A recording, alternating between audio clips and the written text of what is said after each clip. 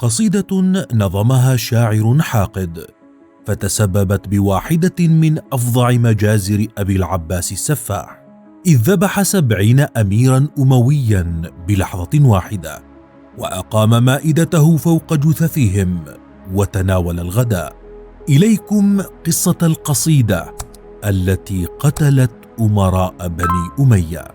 صاحب قصيدة اليوم الشاعر الشيعي سديف بن ميمون مولى خزاعة، ومن كلمة مولى يعرف بأنه ليس عربي الأصل، وهو من شعراء الحجاز الذين عاصروا الدولتين الأموية والعباسية.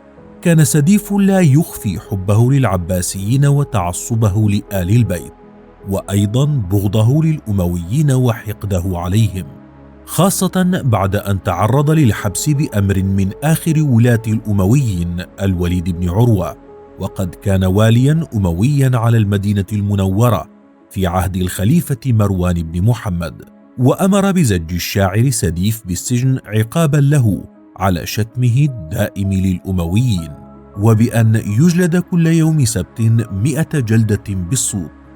وبالفعل كان يخرجه بنفسه ويجلده ثم يعيده لمحبسه، مما أجج حقد سديف على الأمويين أكثر. وقد تجلى كرهه هذا في حادثة استخدم فيها فراسته الشعرية للتأثير في الخليفة أبي العباس السفاح، منتقما من الناجين من أمراء بني أمية بقصيدة تسببت بمجزرة أموية بقصر الخليفة العباسي. وهكذا كان المشهد. قصيدة ارتكبت مجزرة.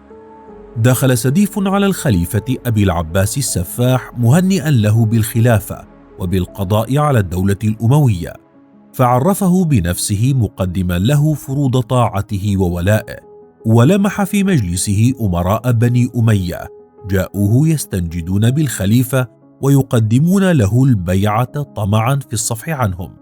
لكن هذا المشهد لم يعجب الشاعر سديف، فارتجل قصيدة مخاطبا أبا العباس، قال في بعض أبياتها: يا إمام المطهرين من الذم، ويا رأس منتهى كل رأس، أنت مهدي هاشم وفتاها، كم أناس رجوك بعد أناس، لا تقيلن عبد شمس عثارا، واقطعن كل نخلة وغراس.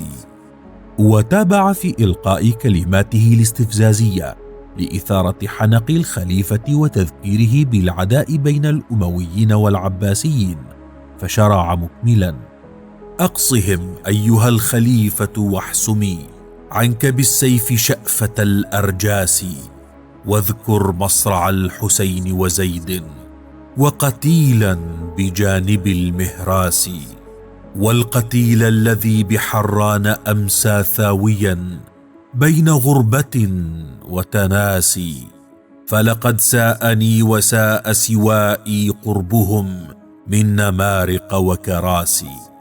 مع ذكر الحسين وزيد وغيرهم ثار الخليفة فعلا، وفض مجلسه بالحال، وقال للأمراء من بني أمية أن يجتمعوا في مجلسه غدا برفقة سيدهم الأموي سليمان بن هشام بن عبد الملك الأموي الملقب بأبي غمر، وقد كان صديقا مقربا لأبي العباس منذ حكم الأمويين.